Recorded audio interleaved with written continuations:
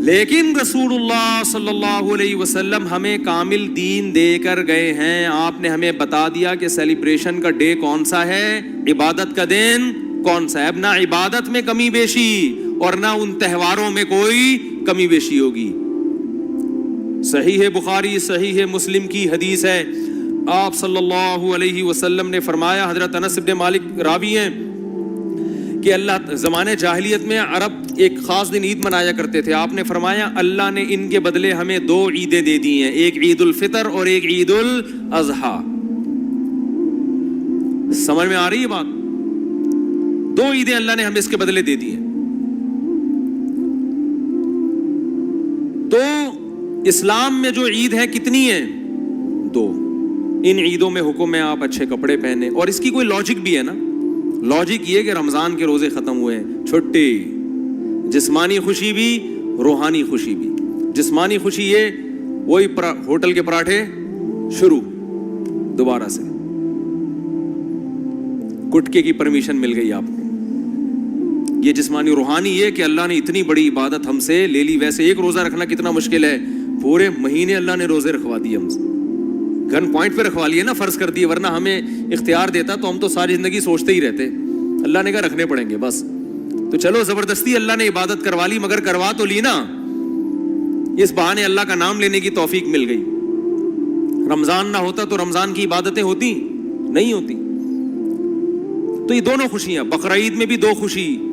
روحانی خوشی یہ کہ ابراہیم علیہ السلام کی سنت زندہ ہو رہی ہے, گناہ معاف ہو رہے ہیں قربانی کے ذریعے. جسمانی خوشی گوشت کھانے کو مل رہا ہے تازہ, اپنے ہاتھوں کا ذبح کیا ہوا. یقین ہے گائے کا ہی ہے, بکرے کا ہے, یقین ہے, ورنہ کیا پتا بھائی کیا کیا لوگ ہوٹلوں میں کھاتے ہیں کھلاتے ہیں. تو وافر مقدار میں گوشت کھانے سے بڑے فائدے ہوتے ہیں. بیان بھی ہمارے جب ہی سمجھ میں آتے ہیں. لوگ جو اعتراض کرتے ہیں نا مجھ سے, اب یہ کیا بیٹھ کے باتیں کر رہے ہوتے ہیں شادیوں کی. بھائی آپ جب سبزی کھاؤ گے تو نہیں سمجھ میں آئیں گی یہ باتیں. سبزی کھانے والے کی سمجھ میں, ہندو بہت زیادہ اعتراض کرتے ہیں اسلام کے 4 شادیوں پر. بھائی جب سبزی کھاؤ گے تو کہاں سے سمجھ میں آئیں گی یہ باتیں, گوشت کھاؤ. تو خیر دونوں دو اللہ نے عیدیں دی. اب مجھے ایک بات بتاؤ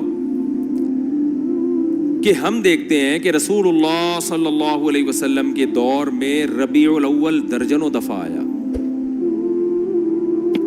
آپ صلی اللہ علیہ وسلم کے دنیا سے جانے کے بعد کا ٹائم بھی اگر ملایا جائے اور آپ کا ٹائم ملایا جائے تو درجنوں بار آیا ہے. یعنی کوئی ایک ضعیف سے ضعیف روایت بھی نہیں ملتی کہ اس مہینے کو صحابہ کرام نے دوسروں مہینوں سے کوئی الگ حیثیت دی ہو, کہیں بھی نہیں ملتا. حتیٰ کہ رسول اللہ صلی اللہ علیہ وسلم کی جو تاریخ ولادت ہے وہ بھی 12 بنتی نہیں ہے کسی حساب سے. فلکیات کی روح سے اگر آپ کیلکولیشن کریں نا بیٹھ کے, تو نہ تاریخ وفات 12 ربیع الاول بنتی ہے اور نہ تاریخ ولادت. دیکھو اسلامی تہوار جو ہوتے ہیں نا, بلکہ دنیا میں کسی بھی مذہب کے جو تہوار ہوتے ہیں ان کی ڈیٹ میں کسی کا اختلاف نہیں ہوتا, کیونکہ وہ ایسی چیز ہے جو تمام اہل مذاہب کو جوڑ دیتی ہے. جیسے ہندو جو ہولی مناتے ہیں, جہاں بھی دنیا میں ہندو پایا جائے گا ایک ہی دن پہ منائے گا وہ ہولی. عیسائی کرسمس مناتے ہیں پوری دنیا کے کس دن؟ 25 کو. تہواروں میں اختلاف کسی مذہب میں نہیں ہوتا. مسلمان عید الفطر مناتے ہیں 1 شوال کو. کسی بھی مسلک کا مسلمان ہوگا شوال کی پہلی تاریخ, کیا دیوبندی, کیا بریلوی, کیا اہل حدیث, کیا شیعہ, کیا سنی, کیا حتیٰ کہ جو یعنی جن کی صرف اسلام کی طرف اپنی نسبت کرتے ہیں وہ لوگ, چاہے اسلام سے ان کا تعلق ہو نہ ہو, عید تہوار 1 شوال وہ الگ بات ہے. 1 شوال میں فرق آتا ہے کہ ہمارے یہاں 1 شوال ایک دن پہلے تو وہاں ایک دن بعد, لیکن ہے 1 شوال. اور بقرعید 10 ذی الحج, ان میں کہیں اختلاف نہیں ہوتا. اگر 12 ربیع الاول تہوار ہے مسلمانوں کا تو اس کی تعیین میں اس قدر اختلاف ہے کہ آپ اگر کتابیں اٹھا کے دیکھو گے صحیح حدیث تو ایک بھی نہیں ملے گی, ایک بھی نہیں ملے گی. حتیٰ کہ احمد رضا خان بریلوی انہوں نے اپنی کتاب میں پورا ایک رسالہ لکھا ہے کہ نبی کی صحیح ولادت کی تاریخ کیا ہے, اس میں 8 ربیع الاول ثابت کیا انہوں نے, اور وہ کتاب کا حوالہ بھی میں نے دیا تھا. لوگ کہتے ہیں کہ انہوں نے اس سے رجوع کر لیا تھا, فرض کرو رجوع کر لیا تھا, لیکن پہلے پوری تحقیق پر ایک رسالہ لکھا اور رسالہ لکھ کے ثابت کیا کہ کون سی تاریخ ہے 8. یہ میرا کلپ یوٹیوب پہ موجود ہے. پھر اس سے رجوع کر رہے ہیں. اس کا مطلب کنفیوژن تو پیدا ہو گئی نا. تہواروں میں ایسی کنفیوژن بولو بھائی نہیں ہوتی. مجھے نہیں پتا رجوع کیا ہے کہ نہیں کیا, میں کہتا ہوں فرض کر لو رجوع کیا ہے. اول تو اتنے تحقیقی رسالے سے رجوع کرنا آسان نہیں ہوتا. ایک رسالہ ہے, صرف لکھا ہوا نہیں ہے, پوری تحقیق سے ثابت کی ہے انہوں نے. تو تہواروں میں اختلافات بولو بھائی نہیں ہوتے. اب میں نمبر وار بتاتا ہوں آپ کو جلدی کہ کون کون سے دلائل ہیں جس سے پتا چلتا ہے کہ 12 ربیع الاول کوئی خوشی کا تہوار منانے کا دن نہیں ہے. نمبر وار دلائل. نمبر 1, صحابہ کرام میں ہمیں کوئی ضعیف روایت بھی نہیں ملتی کہ 12 ربیع الاول تو دور کی بات, پورے ربیع الاول میں کوئی انہوں نے الگ سے اس مہینے کو اہمیت دی ہو. اسلام میں 4 مہینے محترم ہیں, ان میں ربیع الاول کا نام نہیں آتا. سمجھ میں آ رہی ہے بات؟ اشہر حرم ہے نا, 4 مہینے محترم, ان میں ربیع الاول بولو بھائی نہیں ہے. حالانکہ نبی صلی اللہ علیہ وسلم اگر اس مہینے کو الگ سے اہمیت دیتے تو آپ صلی اللہ علیہ وسلم ان 4 محترم مہینوں میں جن میں قتال ناجائز تھا ان میں ربیع الاول کو سب سے پہلے رکھتے آپ. یہ دوسری دلیل مستقل ہو گئی ہے کہ اسلام میں جب 4 مہینوں کو محترم قرار دیا گیا تو اس میں ربیع الاول کا بولو نا نہیں ہے. تو پہلی دلیل, نبی صلی اللہ علیہ وسلم نے اپنے دور میں کبھی بھی نہیں منایا, کوئی ایک ضعیف حدیث بھی نہیں ملتی. لوگ کہتے ہیں پیر کا روزہ رکھا ہے, میں اس طرف آ رہا ہوں ابھی. نمبر 2, صحابہ کرام نے خلفائے راشدین کے دور میں کوئی ایک جھنڈی کیا ایک تنکے کا بھی ثبوت نہیں ملتا کہ الگ سے اس مہینے کو کوئی پروٹوکول دیا ہو. نمبر 3, اسلام میں 4 مہینے محترم قرار دیے گئے, ان میں ربیع الاول کا تذکرہ بولو نہیں ہے. نمبر 4 کہ اسلام میں 2 عیدیں تو بڑی ہیں اور ایک عید ہے جمعے کی جو چھوٹی عید کہلاتی ہے. اس کا بھی عید کے ساتھ لک ہے نا, ایک روایت میں اس کو عید قرار دیا گیا ہے اور اس میں عید کے کچھ احکامات بھی ہیں, صرف زبانی کلامی قرار نہیں دیا گیا بلکہ عید کے بولو بھائی کچھ احکامات بھی ہیں. جب کہ مسجد آتے ہیں نا تو جمعے کے دن بھی نہا دھو کے, عید کے دن بھی اجتماع ہوتا ہے, جمعے کے دن بھی اجتماع ہوتا ہے, عید کے دن بھی 2 رکعتیں ہوتی ہیں, جمعے کے دن بھی 2 رکعتیں, عید کے دن بھی خطبہ ہوتا ہے, جمعے کے دن بھی خطبہ ہوتا ہے. تو یہ ساری مشابہتیں کس کے ساتھ ہیں؟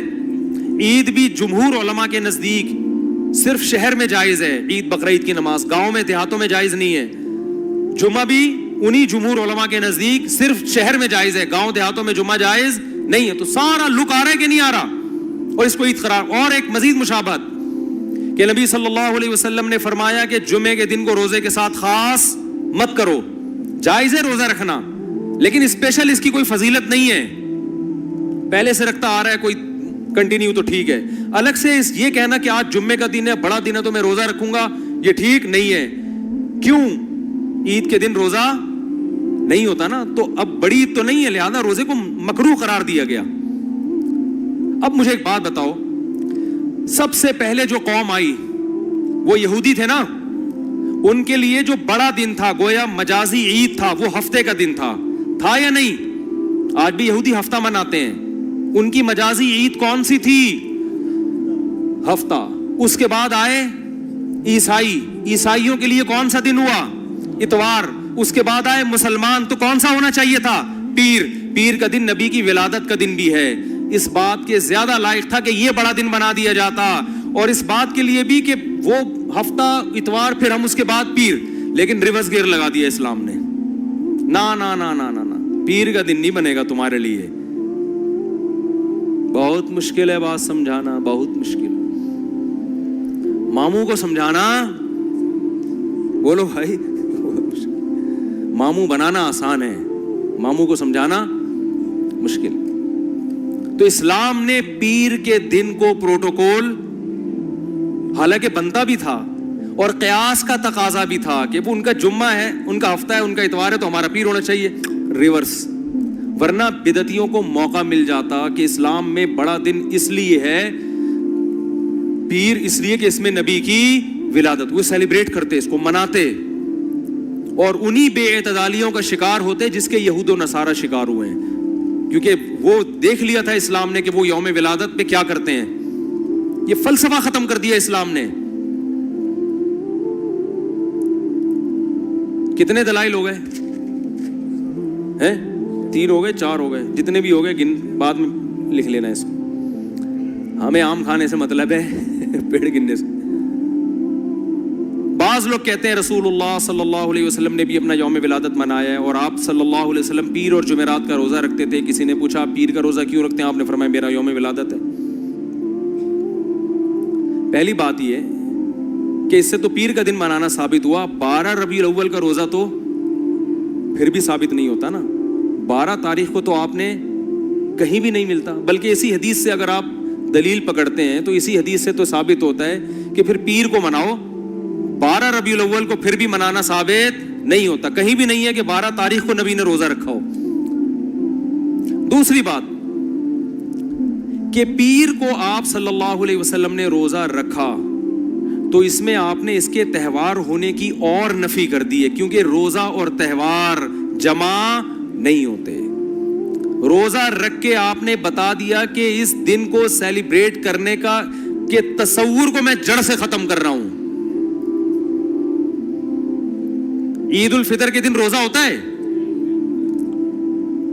دیکھو پیر کا دن اس بات کے بھی امکان تھا کہ تہوار بھی ہو سکتا ہے اور نہیں بھی ہو سکتا. ہمیں دوسرے دلائل سے پتہ چلا کہ یہ تہوار نہیں ہے، لیکن نبی صلی اللہ علیہ وسلم نے ان دلائل پر مہر لگا دی روزہ رکھ کے. کیا کر دیا بھائی؟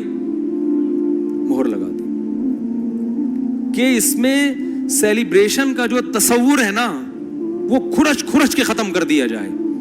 کسی بھی دن کو روزہ رکھ کے منایا نہیں جا سکتا.